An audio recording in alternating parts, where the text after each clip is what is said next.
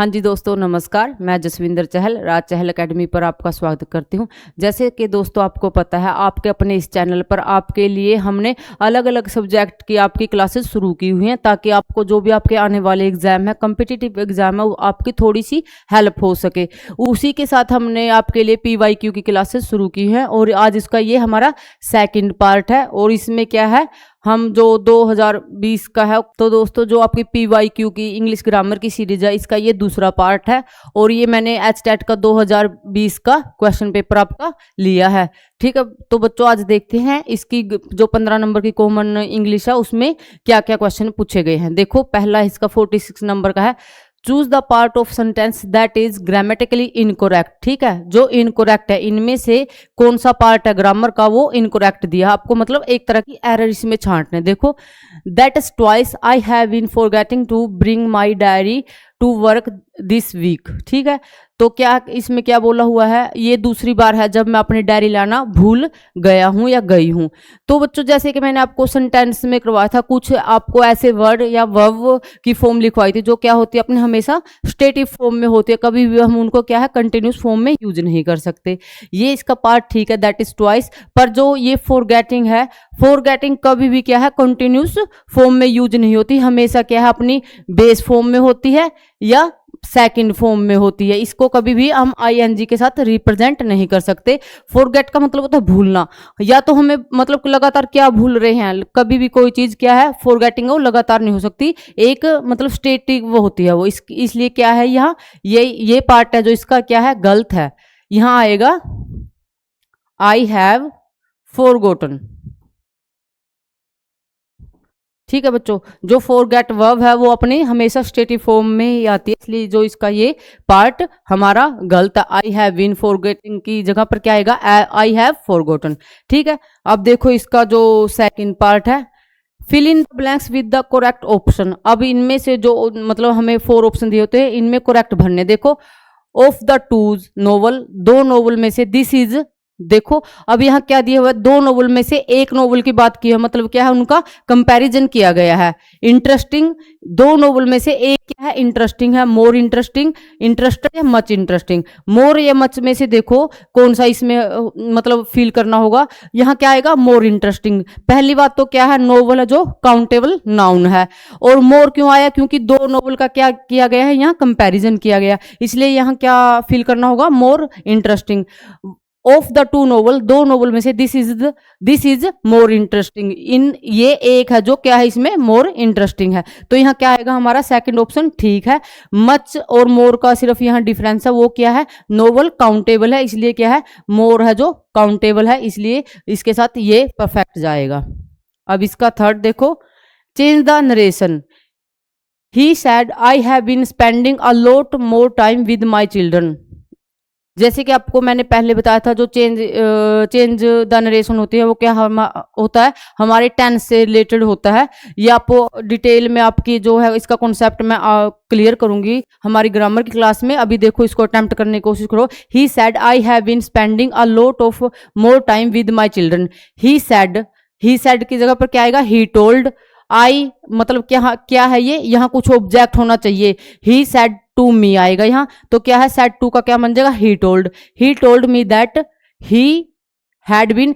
Have been की जगह पर क्या आएगा, ये प्रेजेंट वो है कंटिन्यू, प्रेजेंट परफेक्ट कंटिन्यूस है, तो क्या आएगा यहाँ पास्ट परफेक्ट कंटिन्यूस। देखो पास्ट परफेक्ट कंटिन्यूस किस में लगा हुआ है, इसमें भी लगा हुआ है, इसमें नहीं है, इज ये तो मतलब क्या है सेकंड वाला रोंग है।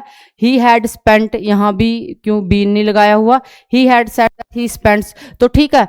एलिमिनेट मेथड से भी देखोगे तो सिर्फ आपको सिर्फ ये रूल याद है, अगर मतलब जो प्रेजेंट है हमेशा किस में चेंज हो जाता है, जब हम उसे डायरेक्ट से इनडायरेक्ट बनाते हैं पास्ट में चेंज हो जाता है। तो आई हैव बीन की जगह पर क्या आएगा, ही टोल्ड मी दैट ही, जो आई है इसके अकॉर्डिंग चेंज हो जाएगा, he had been spending a lot more time with his children. ठीक है, माई का ही का क्या बन गया पोजेसिव प्रोनाउन, तो क्या बन गया हिज है। ठीक है बच्चों, तो हमारा ऑप्शन क्या है, एक इसमें ठीक है। He told me that he had been spending a lot of more time with his children. तो ठीक है बच्चों, देखो आपका 49 क्वेश्चन क्या पूछा हुआ है, fill in the blank with the correct present perfect continuous tense. हमने यहाँ क्या भरना है, प्रेजेंट परफेक्ट कंटिन्यूस। पर ये पेपर में आप देखो क्या है, कहीं भी परफेक्ट प्रेजेंट परफेक्ट कंटिन्यूस की कोई भी इससे रिलेटेड नहीं है। तो क्या है, ये क्वेश्चन ही आपका गलत पूछा गया है। इसको आपको या तो इसका ग्रेस मार्क्स मिलेगा या इसके मतलब सबके लिए ही सेम रहेगा। पर इसमें देखो, इसमें से अप्रोप्रिएट सेंटेंस आ सकता है, भाई क्या आएगा, अप्रोप्रिएट ऑप्शन, ये कट कर अप्रोप्रिएट ऑप्शन आ सकता है। देखो हम इसे कोशिश करना है, who was coming to see me this morning. इसमें क्या है बच्चों, इसमें दो मतलब जो है दो सेंटेंस है, रिलेटिव सेंटेंस है। हु वाज, देखो ये तो बिल्कुल कंप्लीट है, इसका ये रहा, who was coming to see me this morning, इस सुबह मुझे कौन देखने आ रहा था। पर इसमें एक और क्वेश्चन है, जिसे मतलब क्वेश्चन के अंदर क्या है, क्वेश्चन पूछा गया है। अब देखो क्या है, हु यू शुड से नहीं, डिड यू से दैट, क्योंकि जब भी हम एक क्वेश्चन के अंदर एक और क्वेश्चन पूछा जाता है तो क्या है, उसे दैट से कनेक्ट करते हैं। देखो तो दैट कहां पर है, ये आएगा इसमें, who did you say that, यहां क्या है, ये आएगा, who did you say that was coming to see me. आपने बोला था आज मुझे कोई क्या है, कोई मिलने आया है, ठीक है। तो इसमें क्या आएगा, डिड यू से दैट, आपने ये कहा था, ठीक है। तो ये क्या है, एक क्वेश्चन के अंदर दूसरा क्वेश्चन और बना हुआ है, तो इसका ये है अप्रोप्रिएट, ये है इसका, ठीक है बच्चों। अब देखो इसका 50 question, fill in the blanks with the correct present, ये इसका है, देखो यहाँ मिसप्रिंट है, ठीक है। ये क्या है, यहां मिसप्रिंट है, यहां है ये प्रेजेंट परफेक्ट कंटिन्यूस टेंस। तो आपको पता है, जैसे ये मैंने आपको टेंस करवाए हैं, तो प्रेजेंट परफेक्ट कंटिन्यूस की क्या होती है, हेल्पिंग वर्ब हैज या हैव प्लस वर्ब की नहीं बीन प्लस वर्ब की फर्स्ट फॉर्म के साथ ING। आपको अगर इसकी याद है, हेल्पिंग वर्ब इसका स्ट्रक्चर याद है, तो आप क्या है, इसे आसानी से अटेम्प्ट कर लो। देखो 4 5 आवर, बीन स्लेप्ट, देखो ही हैज बीन, सिंपल है बिल्कुल, he has been sleeping for 5 hour, वो 5 घंटों से लगातार क्या है, सो रहा है। तो क्या है, ये टाइम ड्यूरेशन है उसकी 5 घंटों की। तो ऊपर साफ साफ लिखा भी हुआ है प्रेजेंट परफेक्ट कंटिन्यूस, तो यहाँ क्या है, हैज हैव, ये बहुत सिंपल है। आगे देखो 51 क्वेश्चन है, फिल इन द ब्लैंक्स। अब इसमें ब्लैंक्स में देखो क्या आएगा, the growing number of visitor the footpaths, ठीक है। The growing number, are damaging, is damaging, were damage या वाज डैमेज्ड। तो बच्चों क्या है, इसमें आर और इज या वाज वर का मतलब है, the growing number of visitor क्या आएगा, डैमेज। देखो ये क्या है, ग्रोइंग नंबर क्या है हमारा, सिंगुलर है या प्लूरल है, क्या है, ये हमारा जो सब्जेक्ट है सिंगुलर है या प्लूरल है, ये सिंगुलर है। द ग्रोइंग नंबर क्या है, नंबर्स नहीं है, यहाँ नंबर है ऑफ विजिटर्स, विजिटर्स नहीं देखना, यहाँ पर आपको क्या है, यहाँ पर विजिटर्स नहीं आएगा। तो जो सब्जेक्ट है नंबर के हिसाब से है, तो क्या है, इज डैमेजिंग, ठीक है। क्या आएगा, जो अब हमारा जो सब्जेक्ट है और जो ग्रोइंग नंबर है, ठीक है, ये हमारा क्या है, सब्जेक्ट है, विजिटर नहीं है। प्रेपोजिशन से इस साइड वाला क्या है, हमेशा जब भी दो सब्जेक्ट होते हैं या दो नाउन दिया होता है, तो क्या है, जो प्रेपोजिशन से इस साइड वाला होता है, तो उसके हिसाब से ही क्या हम हेल्पिंग वर्ब का यूज करते हैं। तो ये क्या है, हमारा सिंगुलर है, तो क्या आएगा, इज डैमेजिंग, ठीक है। वर्ब के साथ डैमेज या वाज के साथ डैमेज यूज नहीं होता, तो क्या है, इज डैमेजिंग आएगा इसका। अब देखो 52, तो ठीक है बच्चों, देखो हमारा 53, choose the option and arrange the following sentence in the correct order. हमें क्या है, 4 ऑप्शन दिए हुए हैं, पर ये क्या है, सेंटेंस है आगे पीछे जोड़ा हुआ है, इसको हमें देखना है इसकी सेंस किससे बन रही है। देखो, design to sack him had he not we would have been forced. इसमें क्या है बच्चों, 2 सेंटेंस है और 2 है क्या, मतलब रीअरेंज करना है, ये आगे पीछे दिए हुए हैं। देखो इनका बना के देखो, we would have been forced to sack him, एक सेंटेंस तो ये है सेकंड वाला, और फर्स्ट वाला जो ये है इनसे मिलकर बना, फोर्थ और सेकंड का एक है, we would have been forced to sack him. तो दूसरा क्या है, हैड ही नॉट रिजाइंड, ठीक है। तो इसका हैड ही नॉट रिजाइंड पहले आएगा, third had he not resigned, फिर इसका फर्स्ट है we would have been forced to sack him, हम उसे निकालने के लिए क्या है, मजबूर हो जाते, ठीक है। इसका मीनिंग क्या है, अगर वो खुद से रिजाइन नहीं करता तो हम उसे निकालने के लिए मजबूर हो जाते। तो क्या है, कंडीशनल है, तो कंडीशनल में पहले ये आएगा, इसका देखो थर्ड वन और फोर्थ और ये है इसका फोर्थ वाला आंसर। इसमें दो सेंटेंस दिए हुए हैं, एक में कंडीशन है, अगर कोई वर्ड इफ से स्टार्ट है तो हमें पता लग जाता है वो कंडीशनल है, पर हमें उसकी सेंस भी लगानी देती। देखो ही हैड नॉट रिजाइंड, अगर वो ये काम नहीं करता मतलब खुद से रिजाइन नहीं करता तो हमें उसे क्या है फायर करना पड़ता। तो ये है इसका we would had he not resigned we would have been forced to sack him, इसका क्या है फोर्थ वाला आंसर है। अब देखो इसका 54 change the sentence into passive someone, इसका एक्टिव से पैसिव बनाना है। जैसे कि बच्चों आपको पता है एक्टिव से पैसिव बनाते हुए सबसे पहले क्या देखना, हमें सब्जेक्ट को ऑब्जेक्ट में और ऑब्जेक्ट से सब्जेक्ट में चेंज करना होता है। वर्ब की हमेशा क्या है थर्ड फॉर्म आती है और जो भी टेंस दिया होता है उससे अगले में मतलब हो जाता है। अब देखो इसका someone has picked my pocket has been picked by someone। अब देखो ये कहाँ है, my pocket has been picked, ठीक है ये रहा। by someone क्या है खुद इन्होंने छोड़ दिया है, ये सेंस लगानी होती है, ठीक है। तो इसका ऑप्शन क्या है फोर्थ है। फिफ्थ देखो choose the grammatically correct sentence, इनमें से ग्रामर के हिसाब से कौन सा क्वेश्चन ठीक है उसके साथ। No sooner we reach the station and the train arrived, no sooner क्या है बच्चों आपको पता होना चाहिए, जो नो सुनर है वो क्या है कोरिलेटिव कंजक्शन है।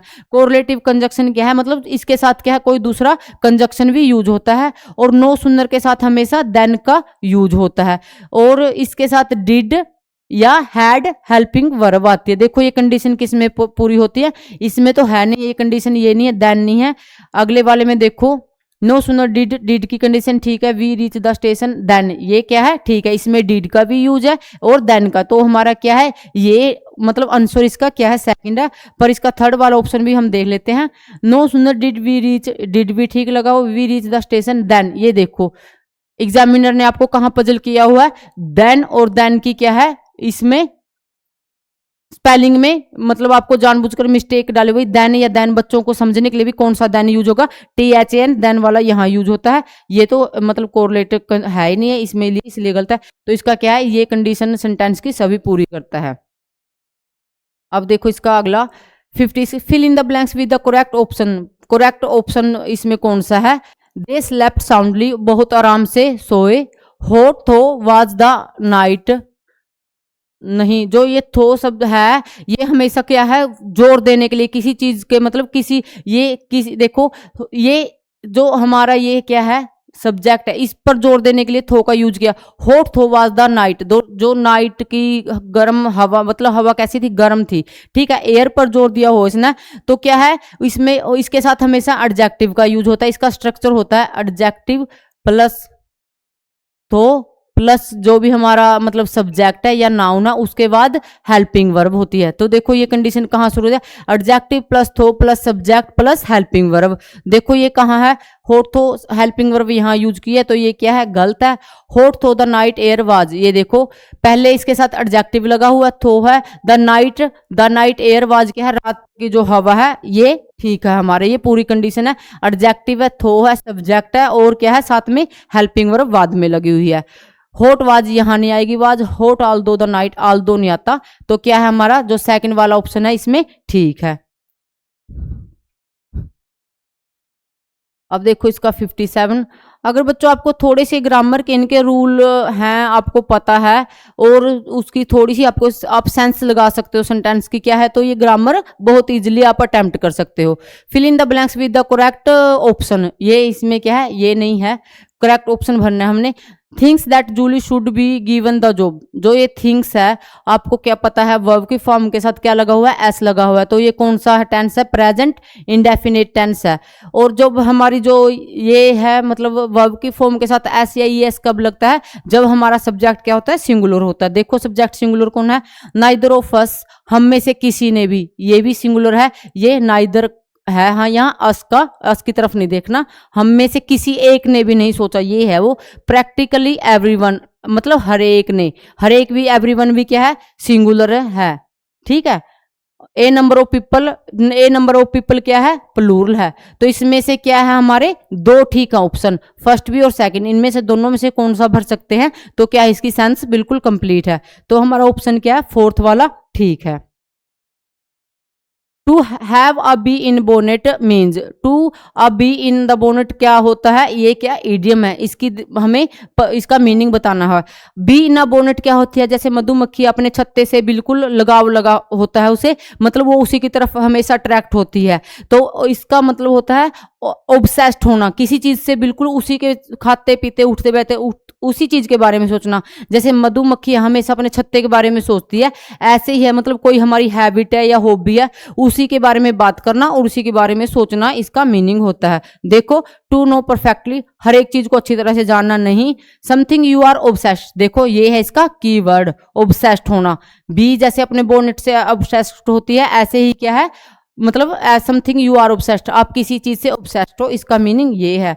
No to take anything seriously, to deviate from the point, नहीं, ये इसका गलत है। ठीक है, तो इसका क्या है, मीनिंग क्या होता है, something you are obsessed with, आप किसी से बिल्कुल ऑब्सेस्ड हो, किसी चीज से, किसी काम से। ठीक है, तो ये थी वर्ड्स। ठीक है, ये तो पोजेशन है। ठीक है, सप्लाई ऑफ ऑयल भी ठीक है। Is soon running out, is soon running out, जल्दी ही खत्म होने वाली है, पर क्या है, ये रनिंग की सेंस यहां नहीं आती, या तो यहां आना था will, the world supply of oil will soon running out, अब विल आता। अगर यहां इज का यूज किया है तो क्या है, इज मैंने आपको कंटिन्यूस टेंस में समझाया था, जब भी हम प्रेजेंट कंटिन्यूस टेंस में नियर बाय फ्यूचर की बात करते हैं तो क्या है, इज गोइंग टू लगाना होता है। ठीक है, यहाँ इज गोइंग टू है नहीं, तो ये वाला क्या है आपका गलत है। Is soon running out of, तो यहाँ क्या आना चाहिए था, इज, अगर प्रेजेंट टेंस इज का भी यूज हुआ तो गोइंग टू आना था, गोइंग टू रन आउट, मतलब जल्दी ही खत्म होने वाली है, फ्यूचर का भी। ठीक है बच्चों, इसका अब अगला देखो, the word juncture mean, juncture, juncture क्या होता है, मतलब जैसे हम कोई भी कहानी सुनाते हैं उसमें एक एकदम कोई ट्विस्ट आना, जैसे हम कहानी की कथा या प्लॉट जैसे इंग्लिश में बोलते हैं, उसमें एक ही टाइम टर्न आना किसी बात का अपना इंटरेस्ट बढ़ाने के लिए, तो उसे बोलते हैं जंक्चर। देखो, इन ए जॉयस मैनर, खुशी के मैनर में, टू पुट इन डेंजर, किसी को खतरे में डालना, टू साउंड हार्शली, नहीं मतलब रूड, रूड एक तरह का, टू साउंड हार्शली का क्या मीनिंग होता है, जैसे किसी से बात करते हो वो मतलब बिल्कुल रूड तरीके से बात करता, वो भी नहीं है। Point rendered critical by circumstance, ये देखो क्वेश्चन क्या, fourth, point rendered critical by circumstances, मतलब हालातों की वजह से एक एकदम क्या है उसमें ट्विस्ट आना, उसको बोलते हैं जंक्चर। ठीक है बच्चों, तो ये थे आपका 2020 का जो आपका स्टेट का था, ये क्वेश्चन पेपर था, और इसमें से मैंने जो आपकी 15 नंबर की ग्रामर के क्वेश्चन पूछे जाते हैं 46 से 60 नंबर, जो 60 का नंबर तक होते हैं, ये मैंने आपको पूरे डिटेल से कवर करवाने, क्लियर करवाने की कोशिश की है। इसके साथ साथ जो कुछ और पैटर्न बनता था ग्रामर का, वो भी मैंने आपकी पूरी कोशिश की है। तो मैं आशा करती हूँ आपके जो भी थोड़े बहुत डाउट हैं वो इसके साथ साथ क्लियर होते जाएंगे। ठीक है बच्चों, थैंक यू।